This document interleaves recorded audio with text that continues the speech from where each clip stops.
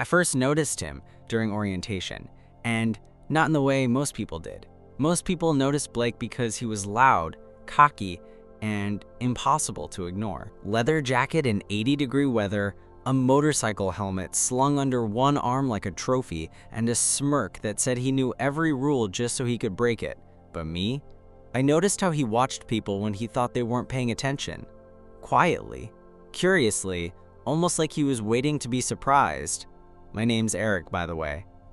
I'm the one who triple-checks assignment deadlines and uses color-coded tabs for everything. I'm on the dean's list, tutor 2 afternoons a week, and I've never even gotten a parking ticket. People like me aren't supposed to get tangled up with people like Blake. And yet, we were assigned to the same group project for an Intro to Political Theory class. I remember the way he showed up late to our first meeting, earbuds in, sunglasses still on indoors. He pulled a chair back with a scrape and dropped into it like the room belonged to him. "Sorry," he said, though it was clear he wasn't. "Got held up." "No worries," I said, too quickly. I felt my face warm when he finally looked at me, really looked, and tilted his head. "You're Eric, right? Honors kid?" I nodded. "That's me," he grinned. "Bet you've already read half the textbook." "Just the first 4 chapters," I replied, before I could stop myself. He laughed. "Of course you did." And for some reason, that was the beginning of it. We started texting after group meetings. At first, it was about the project. Then it was about music. Then it was memes. Before I knew it, we were sitting together in the cafeteria, walking back to the dorms together, trading sarcastic comments in the margins of each other's notes. Blake was addictive. He made fun of everything, especially the stuff I cared too much about, but it never felt cruel. More like he was trying to drag me out of my tightly wound world and show me that there was more to college than perfect GPAs and curated resumes. He had this way of looking at me like he was amused and impressed at the same time, like he couldn't decide whether to tease me or kiss me, and then one night he did both. It was after a study session. I'd been rambling about the structure of the final paper, completely lost in my own head. He stopped me mid-sentence. "Jesus, Eric," he said, leaning closer. "You ever just shut up and do something reckless?" I blinked. "Like what?" He didn't answer, just kissed me. And for the first time in a long time, I stopped thinking. The kiss wasn't soft. It wasn't slow or gentle or anything I'd ever imagined in one of my half-formed daydreams when I dared to think about what kissing a guy like Blake might be like. It was hot, urgent, like he'd been waiting to do it for weeks and couldn't hold it in anymore. He pulled back just enough to whisper, "You talk too much," before kissing me again, harder this time. I didn't argue. I didn't say anything. My mouth was too busy catching up to what my brain was still trying to process. Blake stayed over that night. He didn't even ask. Just kicked off his boots, peeled off his jacket, and crashed beside me on my narrow dorm bed like it was the most natural thing in the world. The next morning, he was gone before I woke up, but he'd left a Red Bull on my desk with a sticky note that said, "For your nerd brain, B," and that somehow became our thing. We weren't dating. Not really. He never said we were, but we kissed in quiet corners of the library and sat too close during lectures and snuck off campus to make out in the back of his car like we were trying to prove something to the universe. But we never talked about it. I didn't tell anyone, neither did he. To everyone else, Blake was still the guy who skipped class and flirted with half the girls in psych lecture, and I was still the guy who organized study groups and volunteered for extra credit. No one would have believed it anyway. Still, I started changing. I loosened up in class. I stopped checking the syllabus every 5 minutes.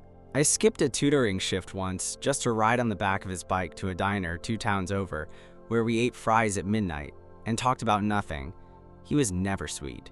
Not exactly. But sometimes, when I wasn't looking, he'd brush his fingers down my arm or glance at me like I was something he didn't expect to like. He called me Honors with a smirk, but when I asked him to say my name once, really say it, he did. "Eric," he said. Quiet. Steady. Like he meant it. I was falling. Hard. And that's when it started to change. He started pulling away. Not all at once. Just little things. He stopped answering texts right away. Started canceling plans. Said he was busy more and more often, even though I saw him laughing in the quad with that girl in his English lit class, the tall one with the perfect hair and easy laugh. I tried not to spiral, told myself not to assume anything. But one night, after a week of radio silence, I saw him with her at a party. They were in the corner, not even trying to hide it. Her hands in his hair, his mouth on her neck, like everything he'd said to me hadn't happened. Like I was a test run for something better. He saw me before I could look away, just lifted his chin in a lazy kind of nod, like we were nothing more than old classmates. That was the night I realized Blake never planned to stay. I left the party before anyone could ask questions. Walked all the way back to my dorm, hands in my pockets, replaying every moment with Blake like a slow-motion car crash. Had I imagined the whole thing? Was I just convenient? A distraction until someone prettier, easier, less complicated came along? I didn't cry. Not right away. I just sat on the edge of my bed, still wearing my jacket, staring at the blank screen of my laptop. My throat felt tight, like I'd swallowed something too big. The next day, he texted me. "Blake, you okay?" I stared at it. That was all he said. Like nothing had happened, like I hadn't seen him with her. Like I wasn't currently unraveling because he'd made me feel wanted. And now I didn't know who I was without that. I didn't answer. He didn't follow up. The next week was a blur. I buried myself in classwork, stayed late at the library, skipped the cafeteria, and ate in my room. Every time I saw him on campus, it was like someone pressed pause on the world. He'd look at me sometimes, like he wanted to say something, but he never did. And then it happened. I was sitting on the grass outside the student center, going over notes for an upcoming debate tournament, when I heard laughter. Her laughter. That girl, Sabrina, Blake's new thing. They walked past me, holding hands. He didn't even glance my way. I felt it like a punch, not just because he had someone else, but because he'd made me believe, even for a moment, that he saw me, that he wanted me, that I mattered. I finally got it. I was never his. I was just a break from his usual chaos. A novelty. The straight-A student with neat hair and pressed shirts, the polar opposite of everything he was used to. I was his experiment, and now that he'd had a taste, he was done. I spent the next few weeks in survival mode. I went to class, did my work, smiled when people talked to me. I was on autopilot. The only place I let myself unravel was in the quiet, behind the library stacks where no one looked too closely. People started noticing though, even the professors. "You okay, Eric?" Professor Hart asked one afternoon after class. "You've been a little distant lately." "I'm fine," I said, too quickly. She didn't push, just gave me a look, like she knew I was lying and let me go. What was I supposed to say? That I had fallen for the guy everyone warned me about? That I ignored every red flag because he looked at me like I was something more? That I had let myself believe, even just for a second, that someone like Blake could love someone like me? No, I couldn't say any of that. I ran into him again 2 weeks later. In the dining hall. He was with her. Sabrina. They sat near the window, her hand on his arm while he leaned in, grinning like nothing had changed. And the worst part? He looked happy. Normal. Like this was who he was supposed to be with all along. I turned to leave before they could see me, but he caught me. Eyes locking across the room. He didn't smile. Didn't nod. Just looked at me. And then he looked away. That was it. No apology, no explanation, no conversation, just silence. I went back to my dorm, closed the door, and finally let myself feel it.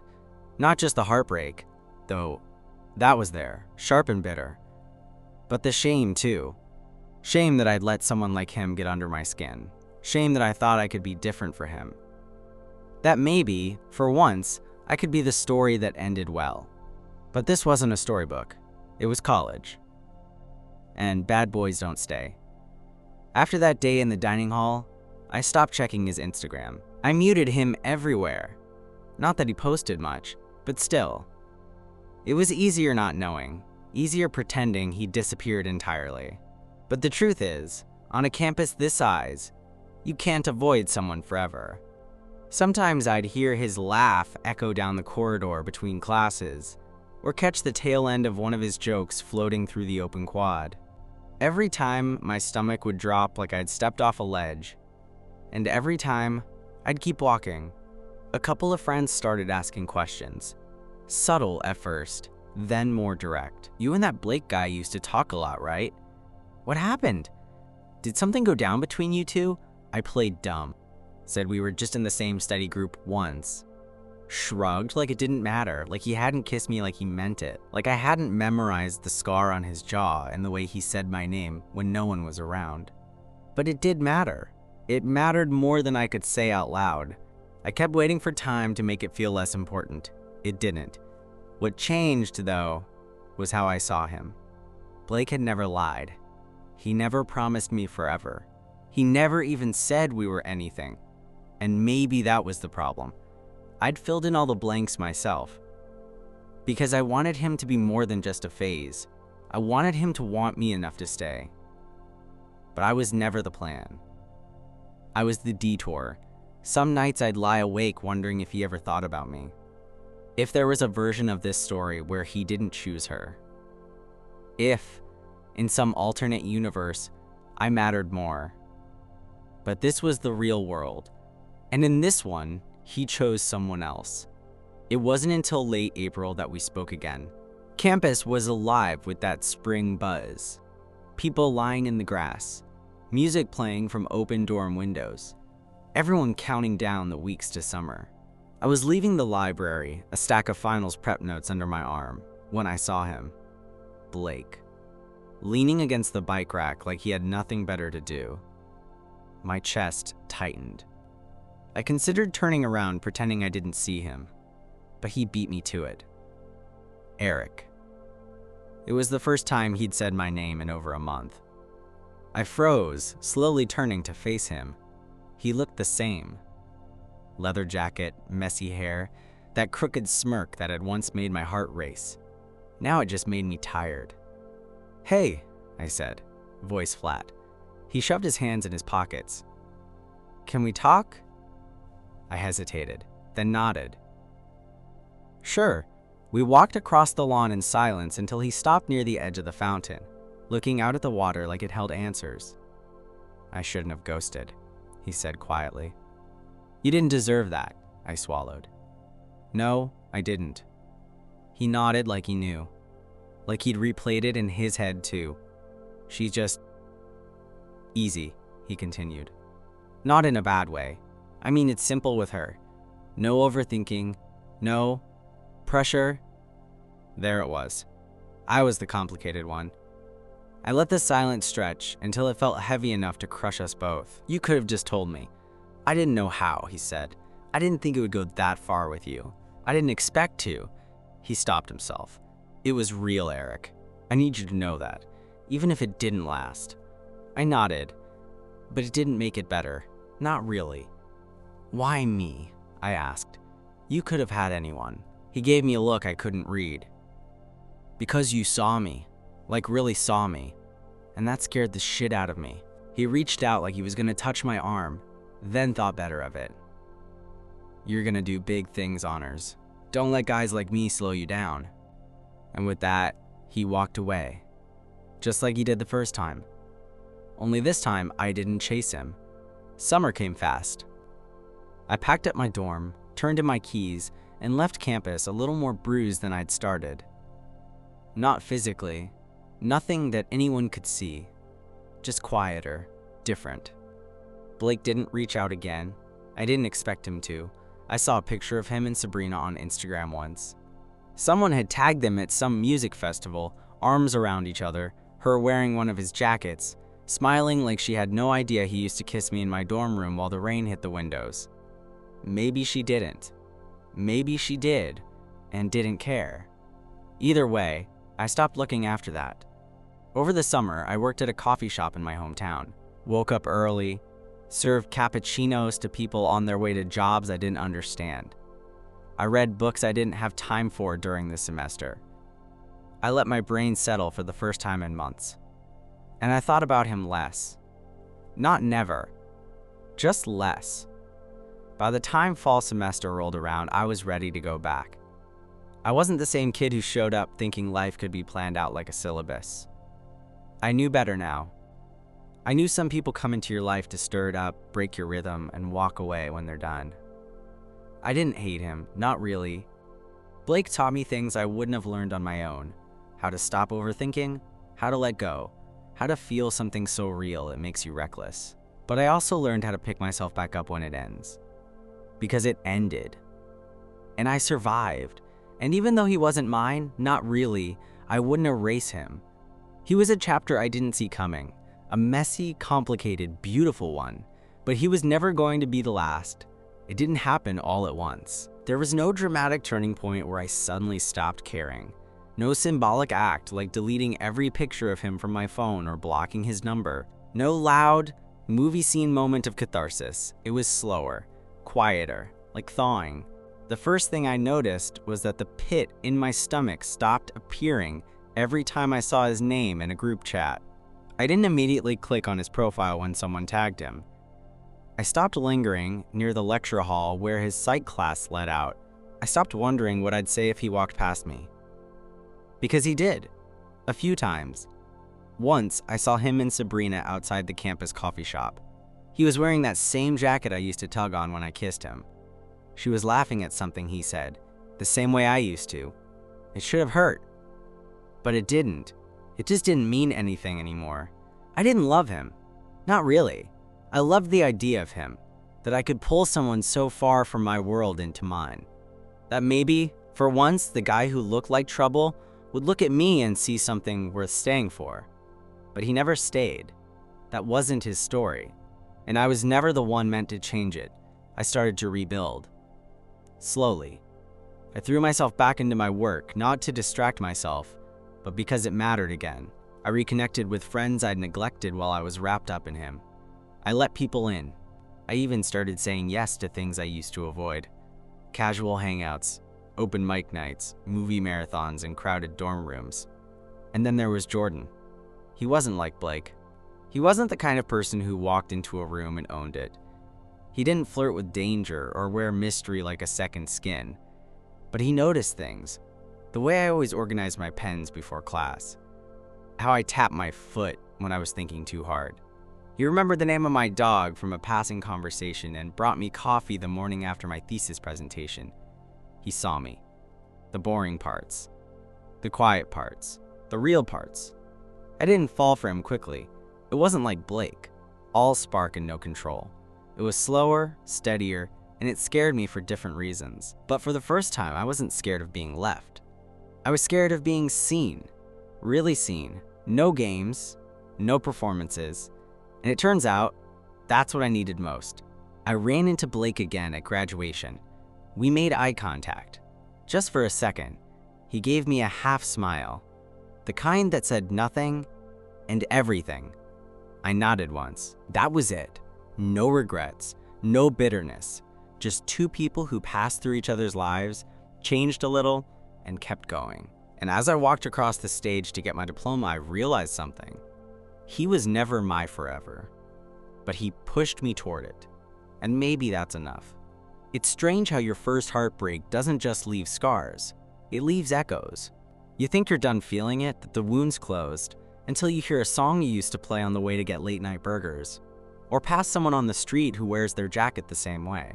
And suddenly, you're right back there, in that in-between space where you still wanted them and still wanted to want yourself more. I thought I'd forget Blake. That one day, he'd be just a blurry face in my college memory reel, like a professor I didn't really connect with, or a party I barely remember attending. But some people don't blur, they stay sharp in your mind, not because they were perfect, but because they cracked something open in you, and that's what he did. Blake cracked open the parts of me I had kept closed for too long, the parts that didn't believe I could be wanted, that someone could choose me not in spite of how careful and tightly wound I was, but because of it. He never said those words, of course. That wasn't him, but sometimes, when he looked at me like I surprised him, like he didn't know what to do with the fact that he actually liked me, that was enough. Until it wasn't. When he left, I kept waiting for the apology, the explanation, the moment where he'd realize she didn't see him like I did, that no one could, but it never came. And one day, I woke up and realized I didn't need it anymore. That realization didn't hit like lightning. It came slowly, in the quiet. When I stopped rehearsing what I'd say if I ever saw him again. When I finally laughed, really laughed, at a party without feeling like I was cheating on the sadness.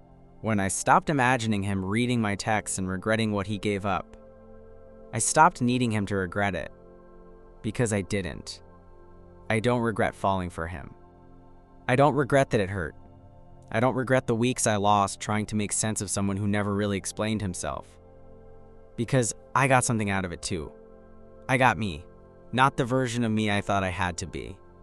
Not just the honors student with the plan, the grind, the reputation, but the version of me that took risks. That let someone in. That got hurt, yes, but didn't break. And now, when I think of Blake, it's not with longing. It's with a kind of quiet clarity. He was never supposed to stay. That was never the point. The point was, I opened the door, and I'm still here. Standing. Smarter. Softer in the right ways. Tougher in others. I know what I want now. Not someone who makes me feel like a secret. Not someone who shows up only when it's convenient or exciting or new. I want someone who stays, who chooses me in the light. And I'll find him. Maybe not today, maybe not even this year. But I will. Because I'm not waiting for someone to save me anymore. I'm already on my way.